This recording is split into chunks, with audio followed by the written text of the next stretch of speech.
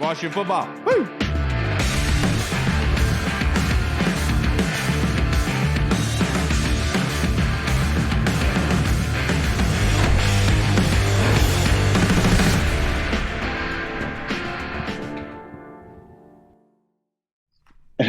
Hello, everybody, and welcome to the Burgundy Zone. I am your host, Kyle, and I'm joined by my co-host, Michael Reed. Hall will not be joining us for this episode. He is celebrating his daughter's birthday, so happy birthday to her. I really do appreciate her, Hall, stepping away for her. But the Burgundy Zone is a part of the Frederick Podcast Network. You can find out more by going to www.lessonfrederick.com. The title of this episode is called It's Done. To be quite frank, it is complete, and we are joined by Coach Greg Curl, the father of Cameron Curl. There's no, really don't even need to explain it at this point, just being a part of the podcast. But I appreciate you for joining us tonight, sir. How you doing?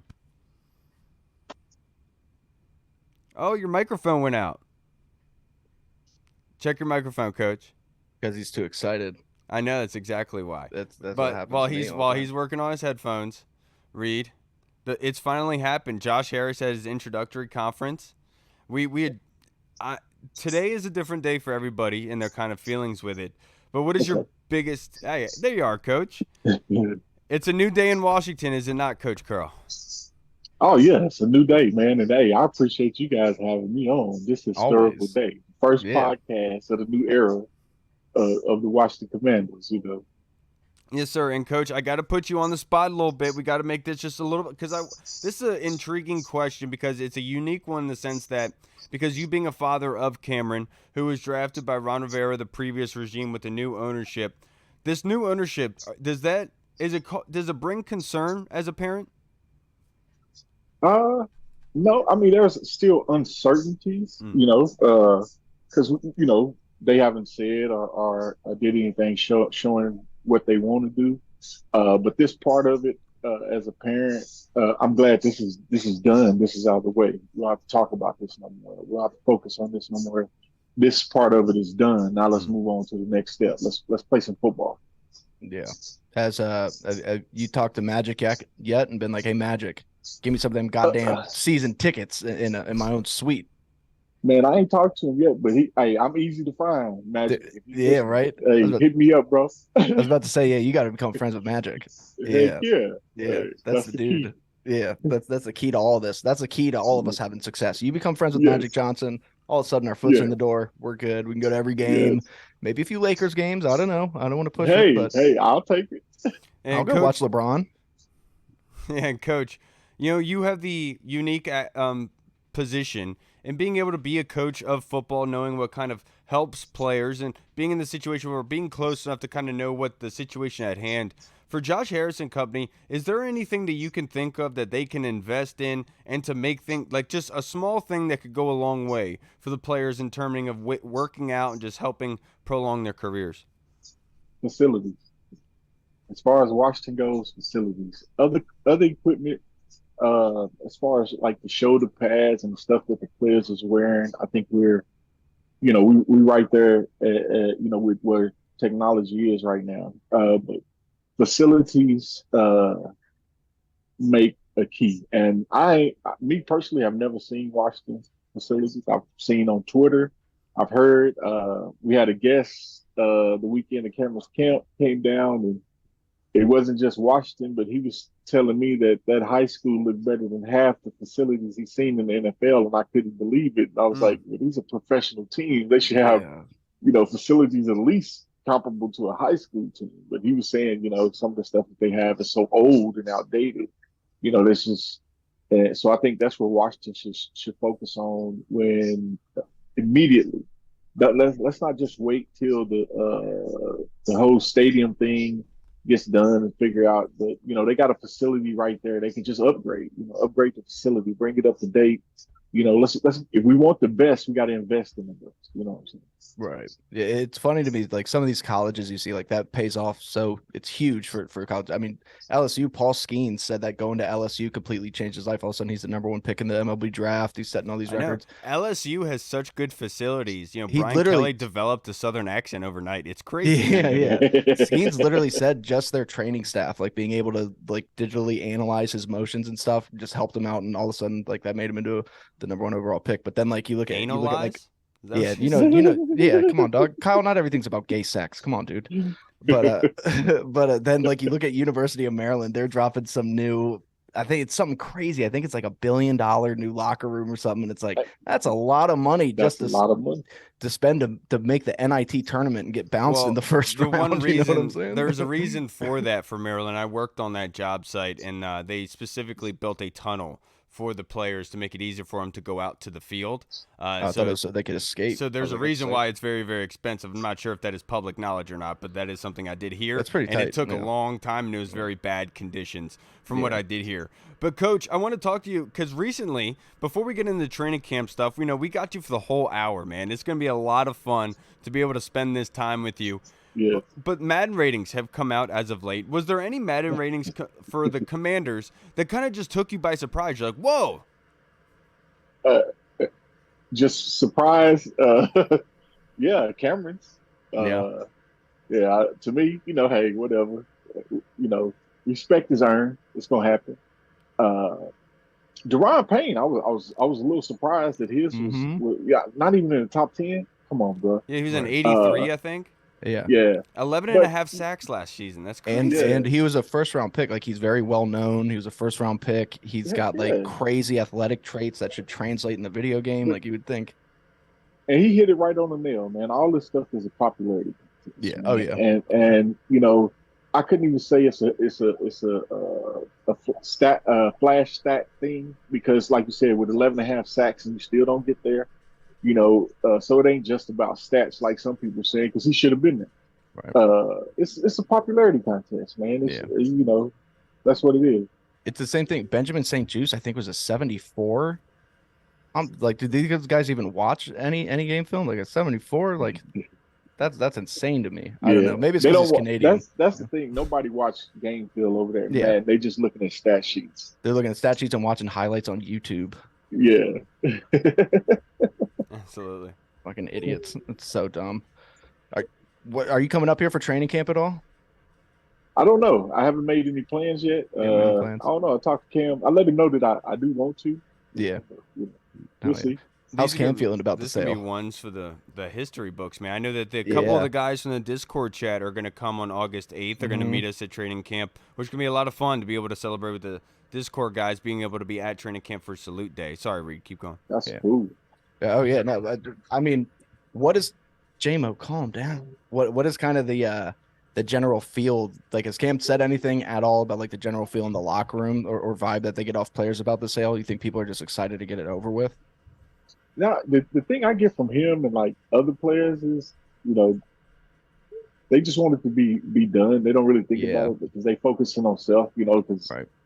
That other people are worrying about that and have to worry about that. So they don't focus on it too much. Hey, let's just get it over with so we can get back to business, Well, they already they already handling business, getting ready and everything, but they don't have time to really focus on that because they don't have any control Right. over that.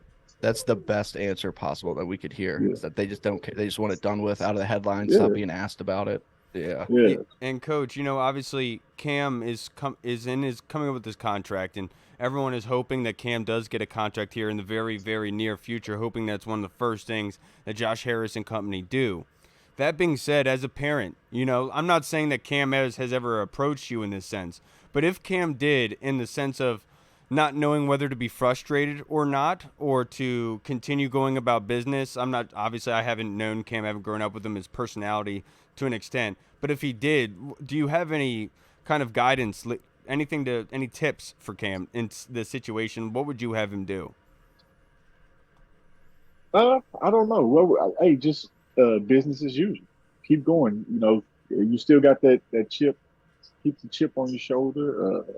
Remember what they're saying, and you just go out there and keep doing your job. You don't let nothing. He doesn't let anything affecting what he's doing. Yeah, he knows his worth. He knows what he deserves, and yeah, he you know looks forward to getting that. And he feels that he should get what he deserves. But we don't talk. And only advice I would give him on that part is just keep doing what you're doing. Keep doing what you've been doing. I Yeah. mean, Cameron's the type of person he looks back and see what he did the previous year, and if it didn't work, he changes it up. He's gonna get better. He's working to get better every day. Hell yeah. His goal is not just to be the best safety on the Washington Commanders. He wants the nation to know that he's one of the best safeties in the league, and he's working hard to prove that. Yeah, that's the thing. It's so cool to me. Like, we have two guys, Cam and Jahan Dotson, that it seems like all of us fans know about, and we're like, what do you guys like? How do you guys not see what we're seeing right now? Because nobody, I guess, is really watching. But like Yeah, with both of those guys, it's like the national disrespect is just insane. Like last year, I mean, we all know about Cam, what he meant to our defense. Look at what our defense did without Cam and with Cam, and then Jahan Dotson. Like last year during camp, it was like being reported that Jahan was like on Terry's level when it comes to route running. yes, Nobody could guard him and stuff. It's just insane. Like hopefully some of that starts to fade away now that the goddamn devil's gone, I guess, And coach, that same advice I would give to you regarding how much Cam Curl's value is in your vocalness on Twitter. I would say continue to go with that because I absolutely love it. Keeping Cam's name out there is more important than anything, and I think that you yes, did a great job by doing that. I don't care Yeah. what anybody else has to say about it. But to bring this back with it's different for us as fans because we grew up with this football team, coach. But for you as not as an outsider, but kind of just seeing how this is all gelled with the DC, like is this something you have not seen before with this area? yeah, it is. I mean, I had no idea that it was. How can I say? All this was going on until we got to Washington. I had no Right. idea that the fans really hated the owner that much. And I got to see it when I first got there. I remember the first game I went to, and I don't think he was there, but I think his name was mentioned and the crowd booed. And I was like, oh, wait a minute. Okay. What's going on? And then with the other stuff, the investigation and all that stuff, I wasn't too in tune. I think at the time, heck, the only thing I really knew what was going on in Washington during that time was they hired Rivera, and I was like, oh man, okay, Coach Rivera got another chance. I like what he did down in North Carolina. Let's see what's Yeah. going on. Anybody that had a chance to beat the Cowboys, I paid a little attention to. Yeah, that's literally all you got to do here to get people on your side. Just be like, as long as you beat the Cowboys, I don't give a That's shit. why coach fit in perfectly here.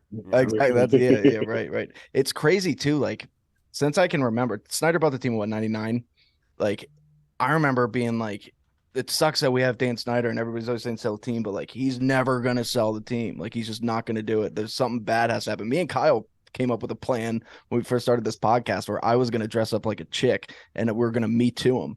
I didn't even need to do that. I mean, it happened anyway. And now all of a sudden, now he's gone. So I'd like to give us credit for that. Our plan did work. Yeah, Kinda. little did you know it was Yeah, actually a reality, and we just had yeah, to wait it out a little bit right. more. But Yeah. we got ahead of ourselves. But I'm just happy that this day has come. But unfortunately, I did see that another team has hopped onto the black bandwagon, and the Colts in their new alternate uniforms with the black helmet. Coach, did you see those? What was your reaction to those?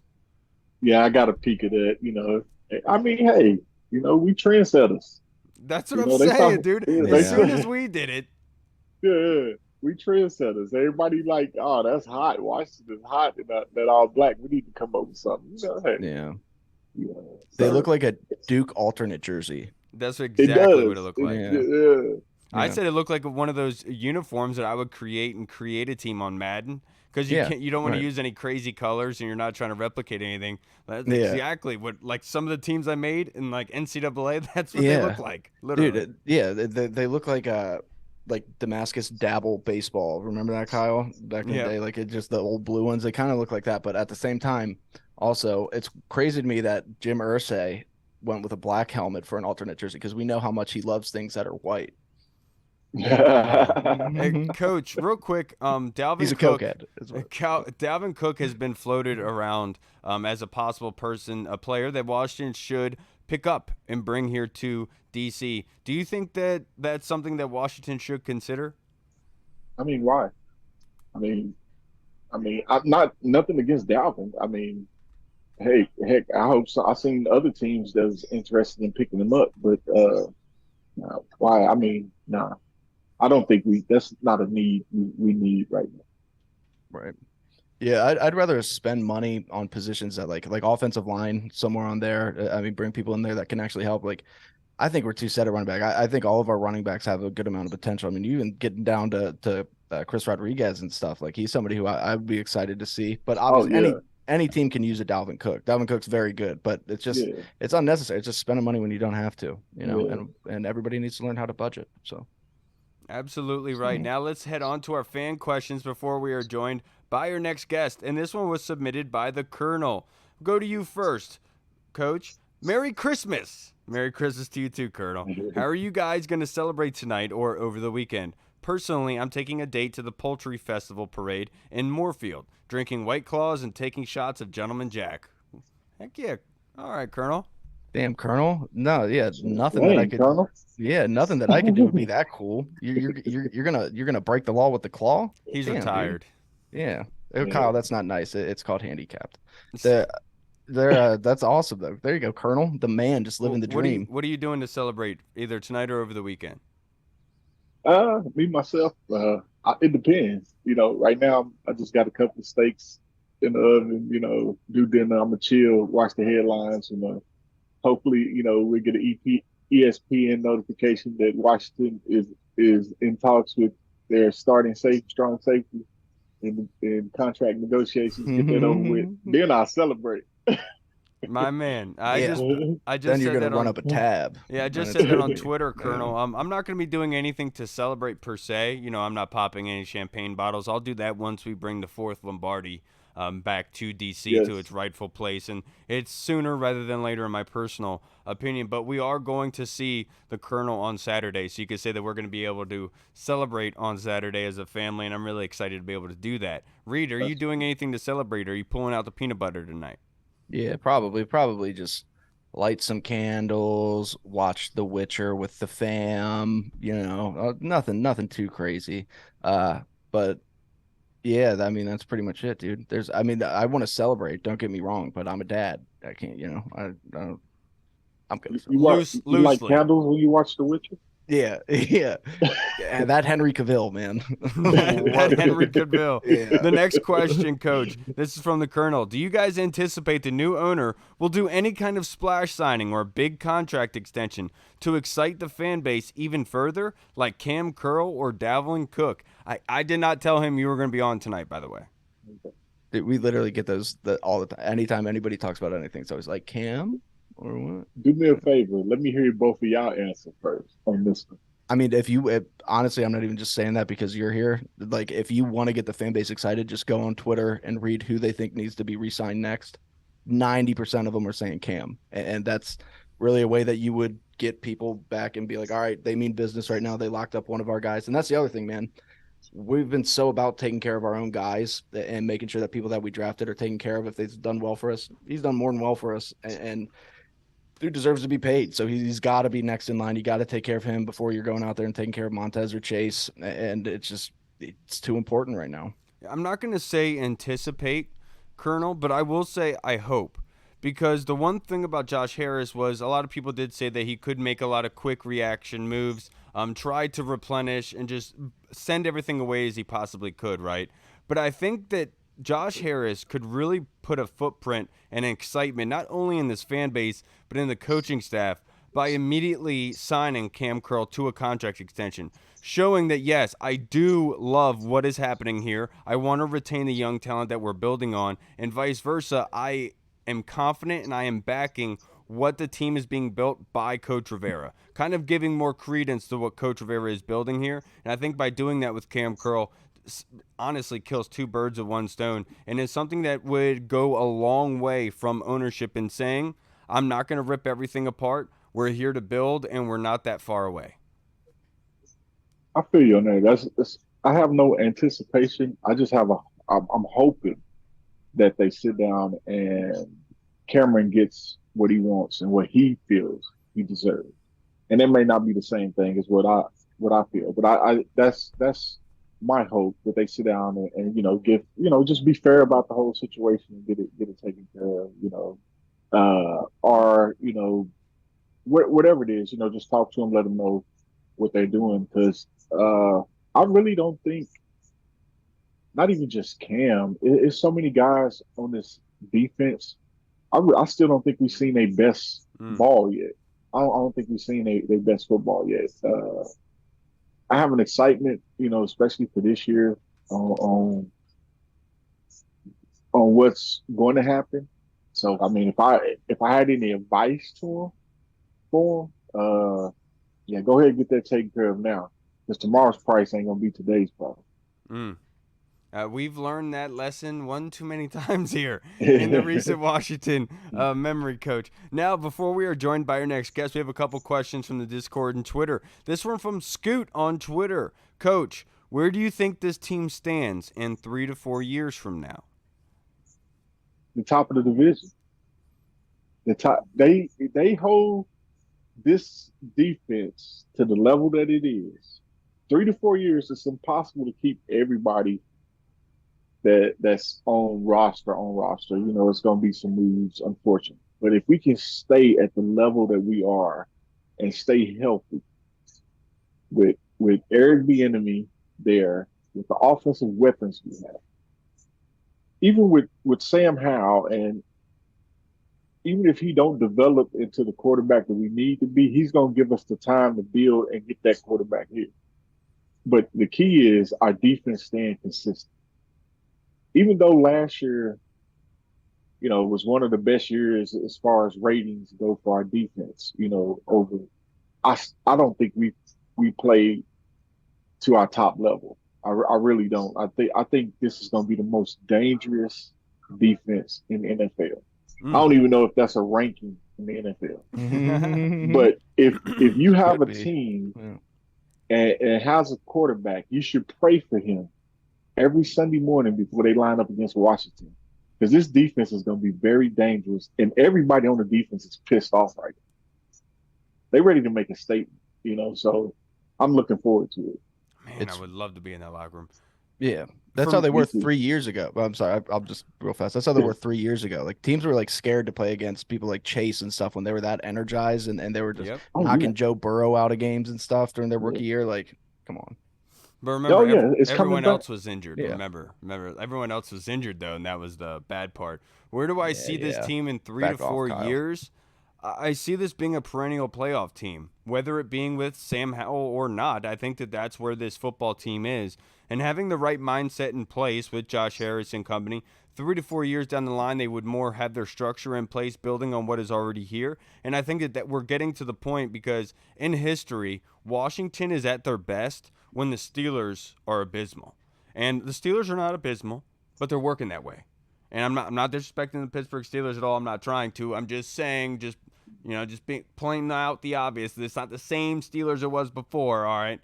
Just saying that, time, it's like balancing, kind of like that. And that's how I kind of see Washington. So in 3 to 4 years, I think that we are going to be competing for the playoffs, and we're going to be doing it every single year. And I'm really, really excited for it. In 3 to 4 years, I see a stadium filled. The lights go out. Everybody's like, who is it who's coming out? You hear bells gong, like you think it's going to be The Undertaker. All of a sudden, somebody drops from the rafters, and it's Dan Snyder, and he's back to buy the team. He's back. Wake up, man. Wake up. I can't get out of this nightmare. Quit doing shrooms before we record, man. Now, this next question, Coach, is from Tony Franchise on Twitter.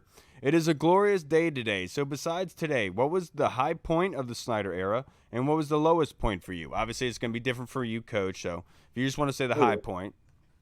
The high point was, hey, they decided to draft my son. Yeah, that's the high point for me of the Dan Snyder era. That's the high point. The low point is just all the drama behind the scenes since we've been here. That's it. Too much attention has been taken off of football. Yeah, I got you. For me, the high point of the Snyder era, if I'm being perfectly honest, man, I'm still waiting for it.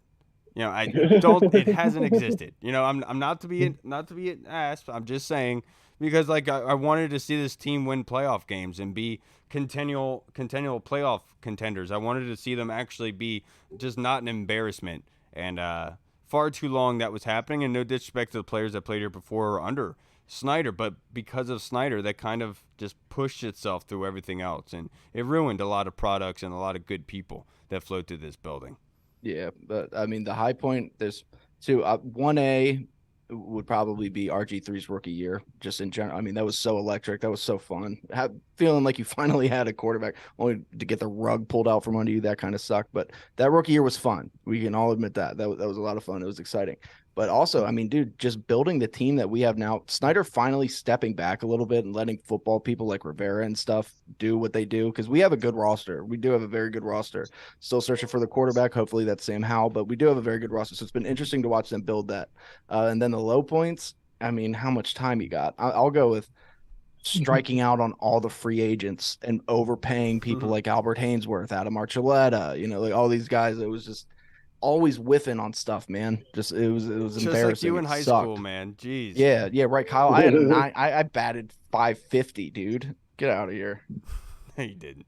No, I didn't. No, that was a great question. I will say the lowest point for me, if I'm being perfectly honest, it's a toss-up between the loss to the Seahawks in 2012. I was just But that at a high point where Trent slapped Richard Sherman. right, That was but tight. seeing what happened with RG, knowing that wasn't going to be something small.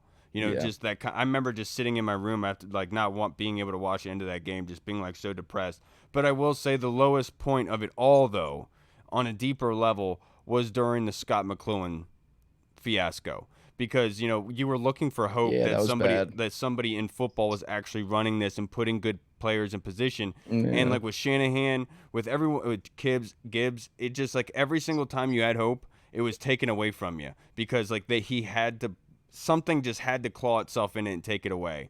And so for me, I would say the Scott McCloughan saga, because that was like the end and final thing where it was like, you should not have hope, because that person will never be here in this environment. The first podcast we ever did, we talked about that, because that was when that was going on. And that was like the lowest of the low. It was like we all had all this hope for Scott McCloughan, and then they started pulling all this shit. And it was like, I'm surprised Kyle didn't say, honestly, because I know you and I know who you are, that today's not the lowest point that you've been, because you're such a Dan Snyder supporter. You're so you didn't want him to sell. No, see, that's We why had a Dan I Snyder can't action stand, because figure there's on the people kid. that actually He say does. that. Yeah, he does. Yeah. No, He has a Dan Snyder. He built one in Roblox too. That was weird. I was like, why are you What? playing Roblox? Dan Snyder. You're so Yeah. stupid. I'm Man. sorry. I'm sorry. So stupid. Now this next question, Discord chat server, Scott Hartley in the UK. Oi! So this is it. What a day. What do you guys think the first on-field move will be under the new ownership? We kind of already talked about it, but mix it up a little bit. First off-field move? On-field. Oh, on-field. Oh, okay. First on-field move. Heck, I think the only thing they got left is probably, locking down that starting strong safety. I absolutely love it. I think you're right. I think the best thing they could do for the on-field, I'll settle for something different here, Scott. I think they should come out and say and announce what the retro uni is going to be.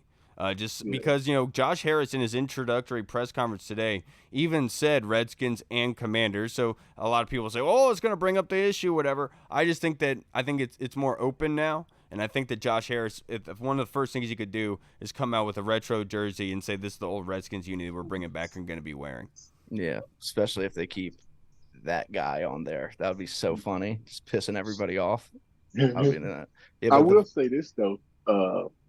If I could give them any advice, is I would go ahead and take care of that with Cam, so he can just focus on being the best player he can be, and not have to worry about all that. And I'm just saying that because I know, been knowing Cameron his whole life. It's not. I don't want it to sound bad. It's not the whole contract thing, and if they're gonna not pay him enough. It's just that part of the business, Cameron would rather just play football. He would rather just work on his back. He would, work on his body and get ready and play football and just be the best player he could be and give Washington the wins and bring the fans back and excitement. He would do all of that.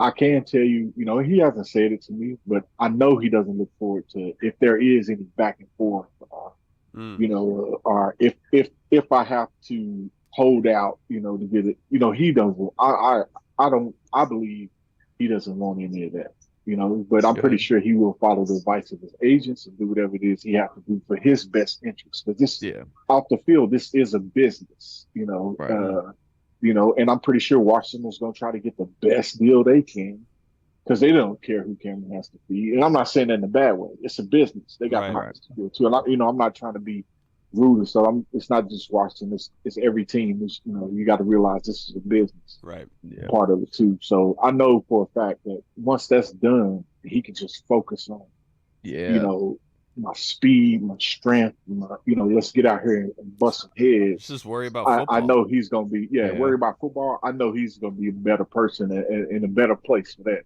Absolutely. All right, now we are joined by our next guest, Miss Kelsey Nicole Nelson. Thank you so much for joining us on this beautiful Thursday, this celebratory, historical Thursday. Kelsey, how are you doing? I'm fantastic. I think you just said it. Who's unhappy in the DMV right now, folks? It's a new era, so I'm smiling. I'm happy and delighted to be here with you all. Absolutely, ma'am. And the first question I have to ask you, just from looking into this situation, obviously Josh Harris coming in, and we know that Josh Harris is not one that's going to sit around for mediocrity, right? I think we can learn that by now from his history in owning sports franchises. How much pressure do you think is on this coaching staff right now to succeed right away? Well, I want to hear the W word in Washington, and that's a winning season. And Ron Rivera needs one of those under his belt because not only has it not happened with the Washington team, but it goes back to 2017 for Ron Rivera, folks. I think it's a lot of pressure on him. Anytime you also hire somebody like Eric Bieniemy, and get him in on this offense, I do think that there's an added pressure on Washington. Oh, not to mention, two of the best teams right now, according to preseason rankings, are in the NFC East. And of course, I'm talking about the Philadelphia Eagles and Dallas Cowboys. Now, of course, we don't know how that's going to pan out.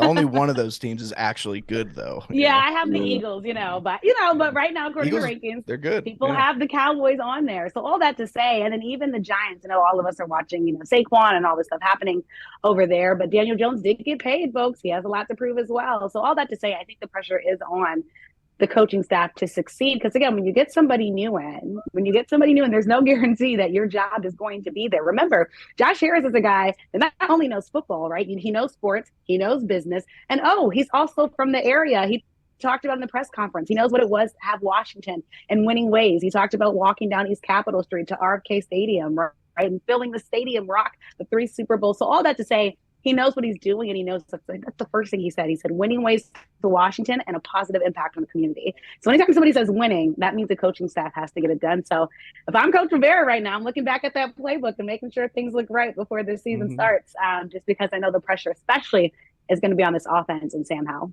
So what do you think Rivera has to do to actually keep his job going forward after the season? Like, you talk about winning, obviously, but is 9 wins going to cut it? Or do you think he's got to do a little bit more than that, make the playoffs, win a playoff game? What's he got to do?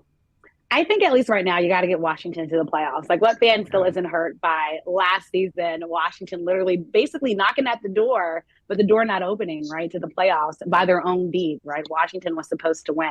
Josh Harris, I mean, he's a sensible guy, right? He's not coming in and saying Washington's going to win the Super Bowl, right? Washington's going to be that team in Las Vegas this year. No, I think he knows it's going to take time to build, but I also think he knows, and a lot of experts know, Washington has a lot of the building pieces. So to me, I think the threshold is playoffs. Again, because you brought Eric Bieniemy in, who left a very good Kansas City Chiefs team, who I think, by the way, could potentially do it again. I mean, geez, it seems like the Chiefs find some way somehow to get better and better each year. But Eric Bieniemy also bet on himself, right, with this job coming to Washington to show, hey, I can do it with a new team, right, and a growing quarterback. Well, maybe a new quarterback in Sam Howell, maybe an older quarterback, right, in Jacoby, or whoever we get, right, under the center. But all that to say, I think, and this is not even saying winning a playoff game. I think the threshold right now is at least just getting to the playoffs, especially because Washington with the sore eye last year, being the only, right, NFC East team that was not able to get to the postseason. Yeah, absolutely. Now, Coach Curl, do you have a question for Kelsey? And this is Greg? Am I talking to Greg? Yes, My you are. Twitter friend, Greg. Oh, you guys Hey. haven't met in person before, or We via the haven't interwebs? met in person, but Oh, okay. Greg was Good. one of my first interviews when Cam That came was to Washington. my first interview when Cam got to Washington Really? with Kelsey. Yes, Yeah, and she I was got me working for first. the Now Oh, I team. get, damn. Okay. yeah, now I get to ask some questions. What now for Washington to be a playoff team and win a playoff game? What do we need to see from this Eric being in the offense? Ooh, well, I think, well, let's be honest, open the field, right? I mean, I think, again, Scary Terry, I'm excited to see this new Eastern Motors commercial that he just taped. But, I want to see a lot more from him on the football field, Coach. I think the biggest thing with Washington, where I think there was so much pressure on Taylor Heineke last year, is because we knew about his arm strength, right? And how far he was able to. You weren't worried about the, crazy Patrick Mahomes deep balls down the field, etc. But that means it limited Washington's running game. And I think something that worked well for Washington that I hope they continue is the ground and pound. The running attack, I thought, was pretty solid, pretty strong when used effectively. But to be a winning team in Washington, you can look next door with what Baltimore has done to add Lamar Jackson, some offensive weapons. You have to be able to open the offense. I think you also have to be able to show some different offensive schemes. So meaning I want to see a variety, right, in this offense. I want to see us using everybody to the best of their ability, because on paper, I actually think Washington has one of the better offensive in the NFL. The question is what we all know, it's quarterback, right? Because we just don't know Sam Howells. We don't know all of his abilities. We don't know all of his liabilities, right? We still have lots of questions because we haven't seen enough of him. But I think if they're able to open the field,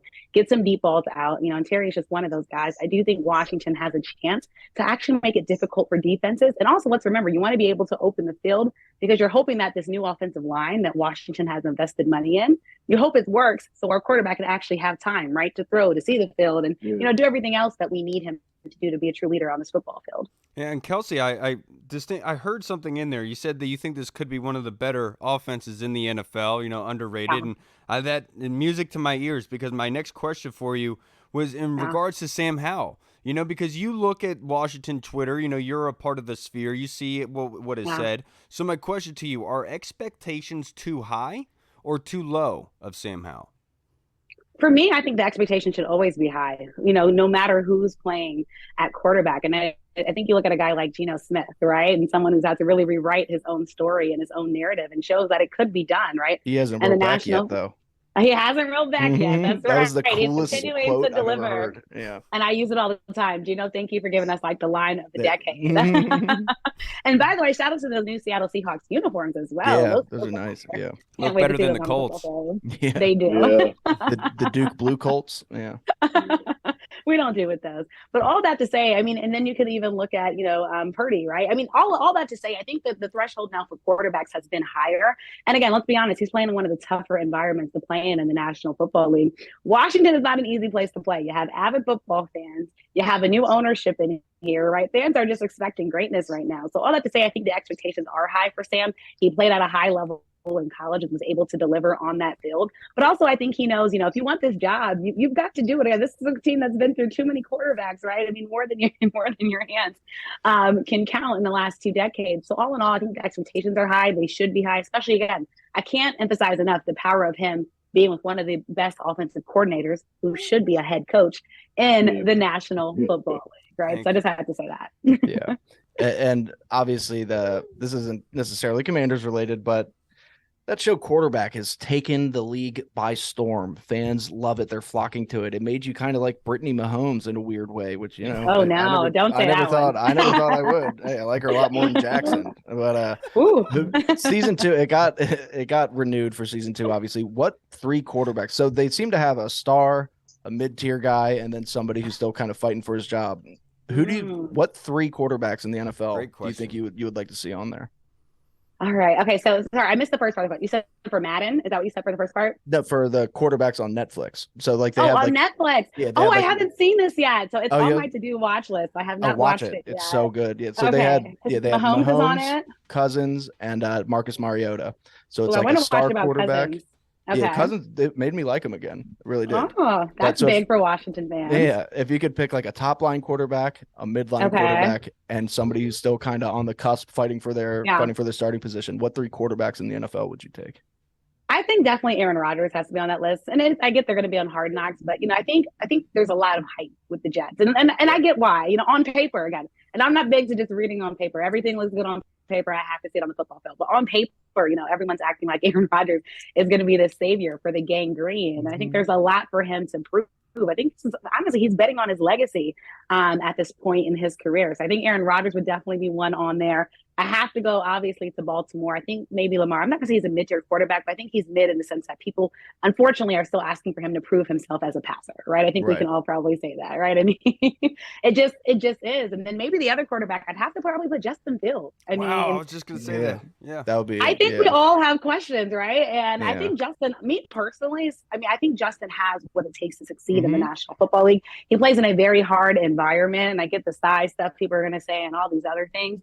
But if Justin can have a good season, let's remember, this is the guy that we were thinking about, would he be staying in Chicago? Would he be, all of these questions. I think Justin is probably one that has some of the most to prove because there's a lot of questions, but I think there's hope in Justin because I'm old enough to remember what people were saying about Jalen Hurts pre this year of him getting to the Super Bowl and trying to run him out of Philadelphia. It just takes one good season, folks, for people to all of a sudden get amnesia and forget what they were saying about you before. So I think that could potentially happen for Justin Fields. Now the Bears again, they got to do some work, to make things work. But I really do hope Justin. I hope he's also being able to get a Geno Smith quote and not write back to all these naysayers out there. San Francisco should have traded up for Justin Fields instead of Trey Lance. That would have been a perfect combination. They would not have to be worrying about everything with their quarterback issues with all their staff. Sorry, Coach. What your next question, sir? Oh, I was enjoying that question because I had three quarterbacks too. Wait, Coach, I want to hear your quarterback. Who are your quarterbacks? My quarterbacks? I would with the top tier quarterback, I would probably have to go with either. Oh man, that's tough because there's some interesting ass dudes in the NFL. Because my mid tier would be Jalen, and my low tier would be Dak Prescott. I mean, anybody throwing 11 interceptions cannot be a top tier quarterback. There go your mentions, Coach. There goes your mentions. I will say the low tier. I would probably put Herbert. I would want to see Herbert. Yeah, that'd be. I would even want to see. I like that one. I would even want to see how if he had a decent season. Yeah.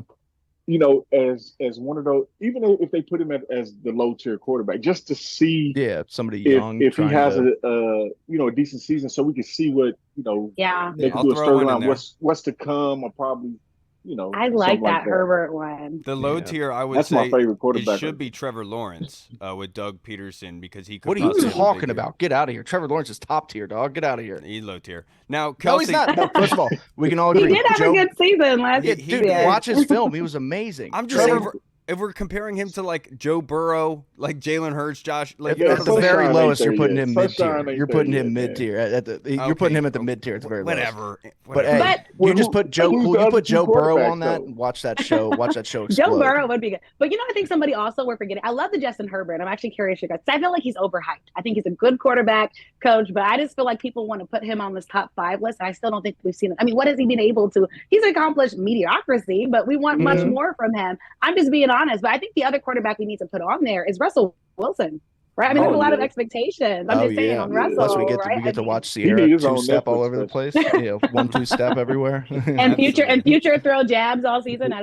Oh my God, dude! If I had the Broncos coming to FedEx Field, do you know how much I would be blasting Future in their locker room the entire game? The entire time. Mess with your psyche. Kelsey, now to wrap this up, I only have a couple more questions for you. Yeah. But for you personally, in regards to Josh Harris, is there a number one thing that Josh Harris should be doing as he takes over for Washington? I think for me, and it might be small, but it might just be because I'm from the area. So I'll never forget, actually, Greg, my first season working with Washington, Duran Payne was doing a community event in Ward 8 in Southeast DC.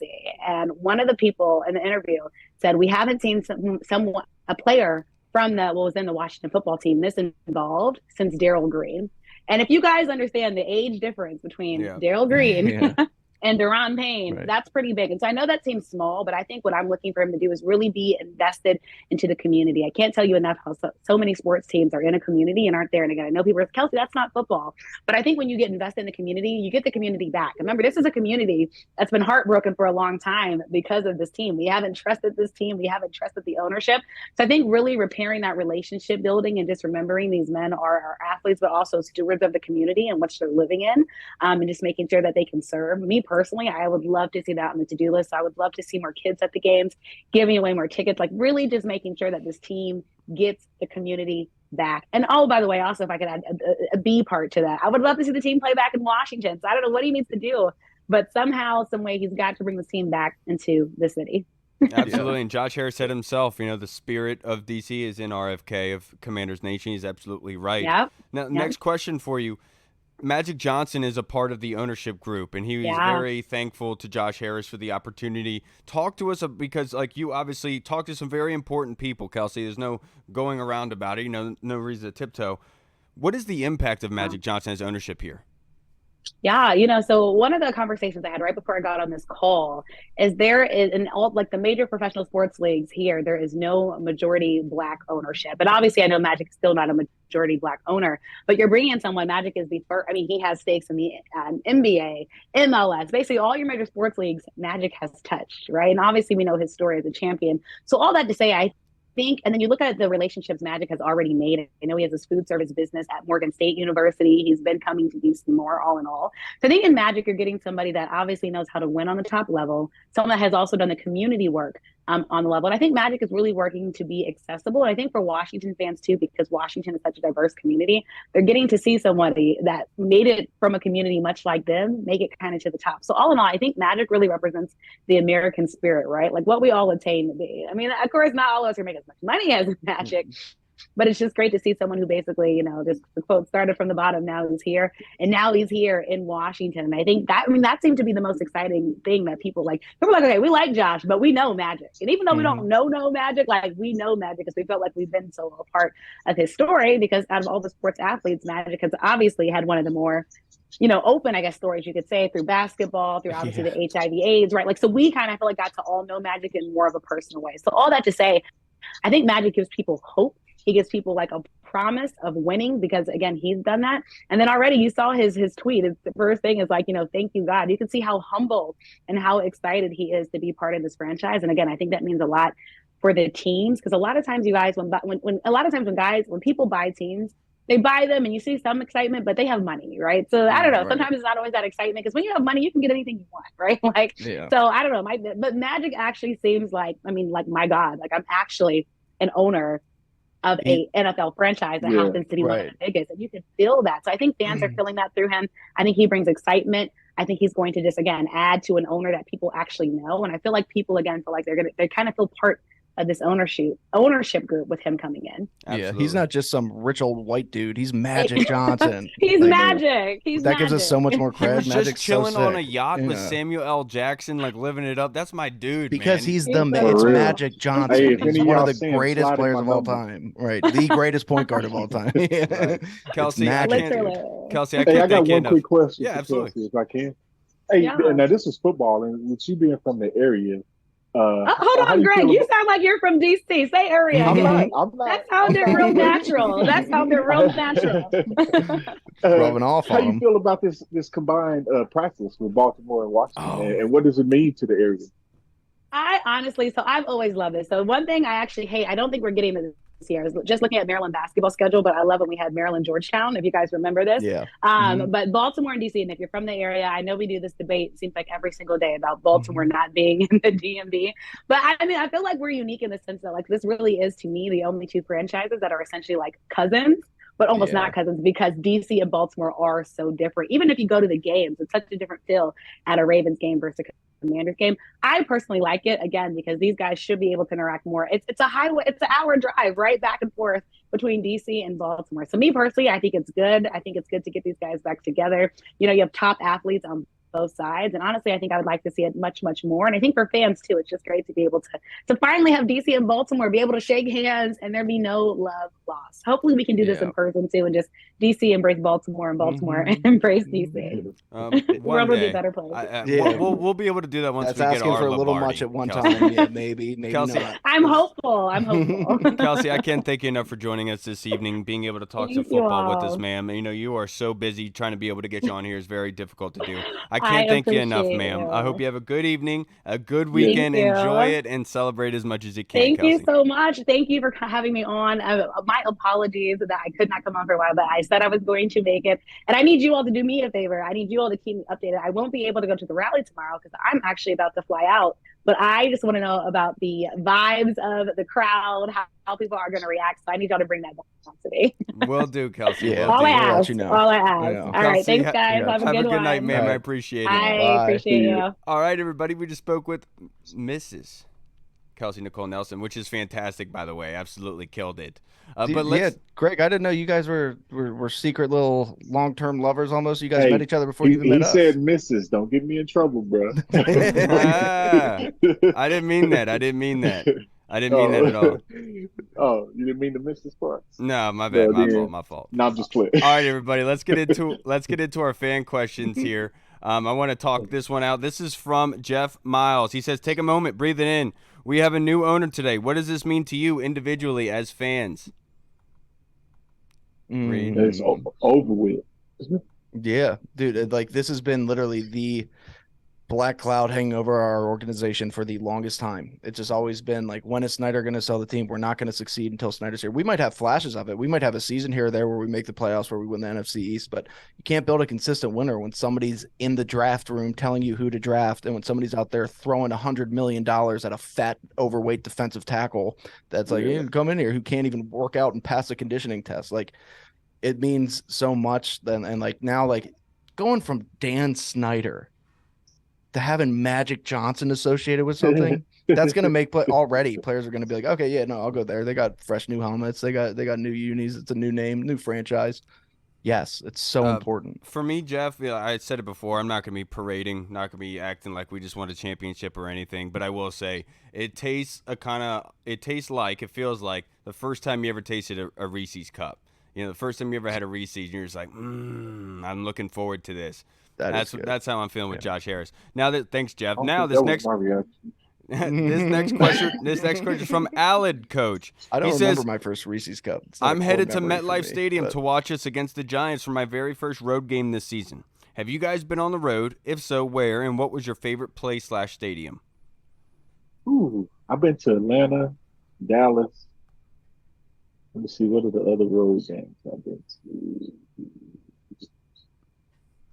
I'll tell you what, as far as stadiums, Atlanta was one of the coolest but most disrespectful places we ever played, because they had us and Taylor Heineke's family in the freaking rafters. And when I say the rafters, there was no seats behind us, brother. You were up.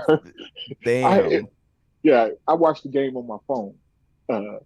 Jesus. Dallas, you know, they don't do us that bad when visiting teams come. But I think that stadium in Atlanta, oh my God, it's nice, man. I mean, especially. Would have been nice for you to be able to see it. Yeah. I can't see it from outer space. So, Taylor Heineke's family was smart. They paid attention, because I think it was some people left early, and then they ended up going down closer and stuff. But I was just sitting up here thinking, like, dude, you got the starting quarterback and the starting strong safety, you know. But you know, those are the free tickets. You know, those first round draft pick families. You know, they on the front row, in the stadium. You know? But I'm just saying. But that Atlanta stadium is really nice. I'm with you. For me, it was Lane Stadium. For Virginia Tech, probably one of the only ones I've gone to. I've seen Maryland at Maryland, but Virginia Tech by far. I've been to multiple games. I was there when D Hall was there. I've seen Mike Vick live. Without a doubt, Lane Stadium. But professionally, I think I went to the Jaguars Stadium to see a college bowl game. Maryland, I think it was versus Michigan or Miami or somebody. I can't remember. But I was there for and that was a terrible stadium. But by far, Lane Stadium is the cream of the crop. Right. So the only away game that I've been to was in Miami. Me and Marley and those people, we all went down to Miami because they're Dolphins That's fans your people. for a Dolphins Redskins game. And I will tell you one thing, and I'm just gonna say it. Gayest fight song of all time. I'm just gonna say, I'm sorry. I know I shouldn't say that, but it's so bad. They just stand there and they all go, Miami Dolphins, Miami Dolphins, the greatest football team. That's what they do. I'm not joking. I'm not kidding. It's so embarrassing. It's so embarrassing. It's almost as bad as the original Commanders chant that was done on the day it was announced. No. Okay. We The are the original Commanders. Yeah, we are Commanders. Bum bum bum bum bum bum. Like, dude, that's a jingle from an insurance Yeah. commercial. Come on now. Come on. Now, this last question we have in the Discord from Tim Towner. Thank you, sir. Coach, he asks, we are seeing several players this week say they will sit out due to salary issues. What do you think of the idea of a fixed cap with rules on how to distribute it after the season based on some criteria? That way, the best players get paid the most. Okay, who set the criteria? The teams or the NFL? I'm sure it would have to be based with the Players Association as well, like the reps. So the NFL, basically. Right. I don't know how much I like that. And the only reason I say that is because nothing against the NFLPA. I know they do they try to put the players first and do their job, but I don't know because everybody's base. It's not a blanket value to me. I don't think it's just say a quarterback. Aaron Rodgers might be $20 million a year quarterback at one team, but he might not be that at a different team, in a different scheme, or different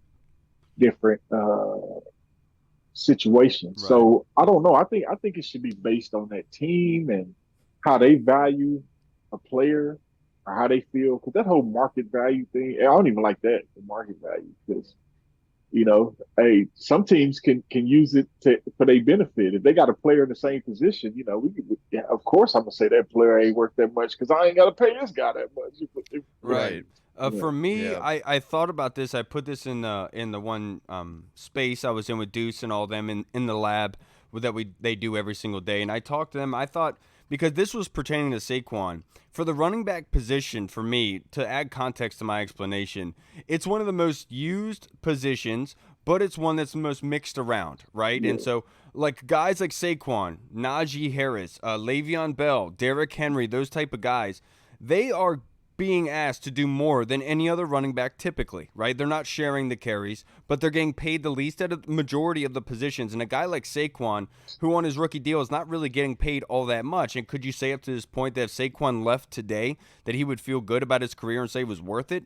I don't think he would. No. But what I think should happen is, especially with the running back position, when you have so much usage, so much liability there, I think I'm looking at it kind of like a server, like a waitress.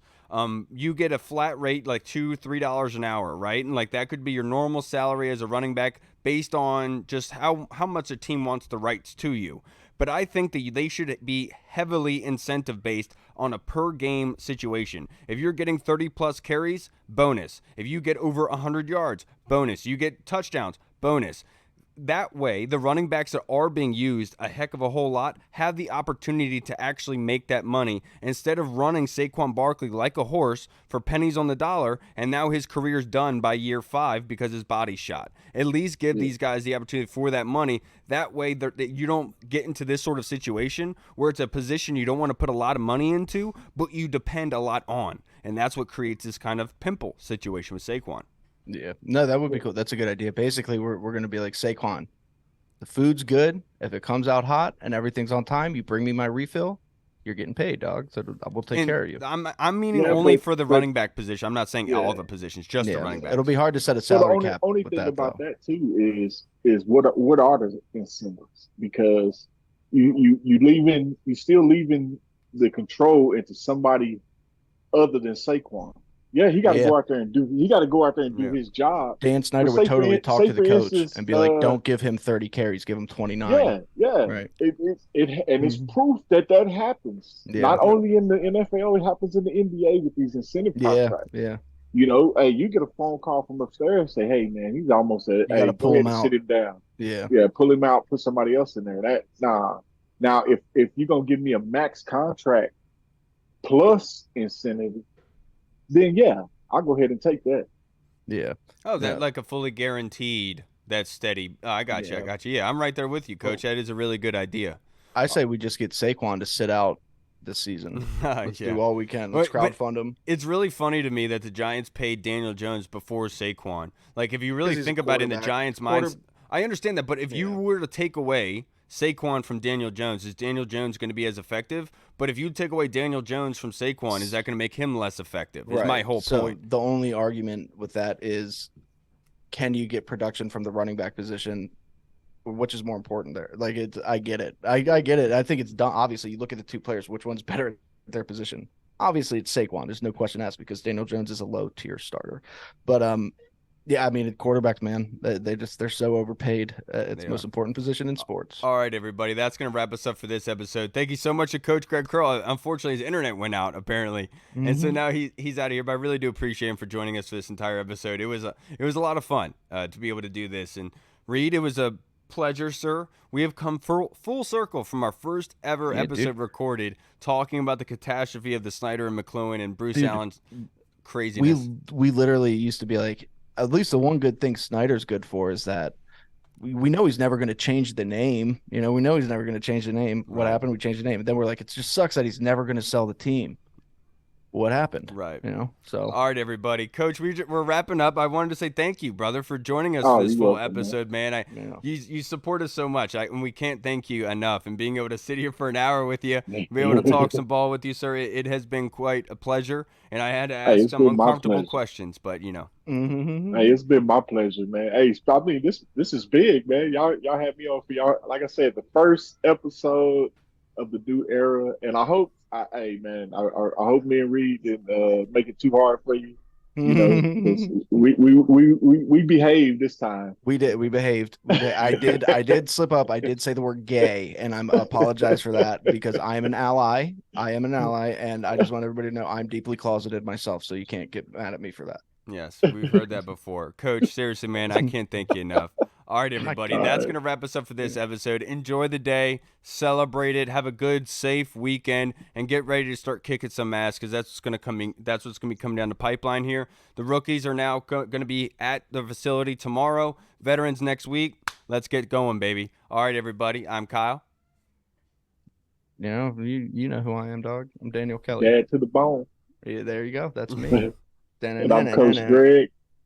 All right, everybody. We'll see you guys on Monday. Have a great, safe weekend. Washington football. Woo! What's up, everyone? This is Kyle from the Burgundy Zone. We are releasing our own merch to support the show. If you want to rock the Burgundy Zone logo or you want to see Reed's face on your shirt, we got it. We're starting with t-shirts, hoodies, and zip-up. So if you're a fan of the show, make sure you snag one before they are gone. Check out the link in our bio on Instagram, or you can find the link in the description of the video. Thanks again for all your support. Until next time.